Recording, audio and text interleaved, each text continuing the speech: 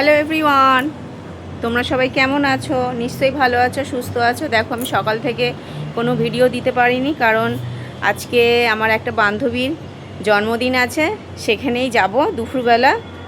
আমি ছেলে, মেয়ের তো অফিস আছে, মেয়ের হবে না, তা সেই জন্য সব কিছু ওদের জন্য রেডি করে, মানে রান্না টান্না করে তারপরেই জলখাবার বানিয়ে, এই আমিও দেখো স্নান করে, জলখাবারটা যাই হোক আগেই করেছি, করে তারপরে রান্নাগুলো সব ঠিকঠাক করে মেয়ের জন্য সব রেডি করে দিয়ে তারপরে দেখো এই যে আমি স্নান করে ছাদে এসেছি।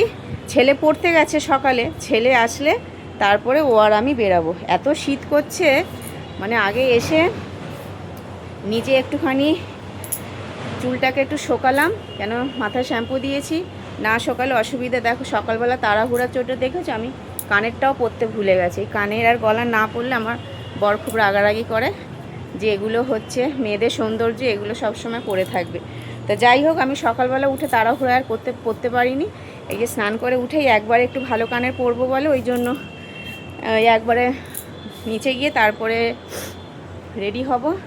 তা এই যেই বান্ধবীর আজকে আর কি জন্মদিন, সেই বান্ধবী আমার, মানে কি বলবো, আমাদের ছেলেরা ছোটোবেলা থেকেই একই স্কুলেই মানে পড়তে আজকে হচ্ছে 12-এ গিয়ে একসাথেই রয়েছে। তা আমাদের বন্ধুত্বটাও, ছেলেদের বন্ধুত্বের সাথে সাথে আমাদের মায়েদের বন্ধুত্বটাও এক জায়গায় রয়ে গেছে।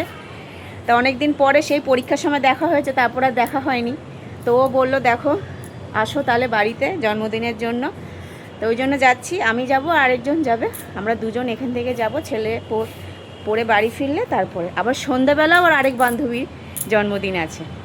তা চলো নিচে যাই। নিচে মানে কি, আমি জামা কাপড়টা মেলতে এসেছি, ঠাকুর পুজোটা দিয়ে তারপরে নিচে গিয়ে রেডি হব, ঠিক আছে? তারপরে বেরোনোর সময় তখন আবার যদি ভিডিও পারি তাহলে করে, যদি ছাড়ার মতো অবস্থা থাকে তাহলে ছাড়বো, নাহলে একবারে পরে ছাড়ব, ঠিক আছে? তাহলে এখনকার মতো টাটা।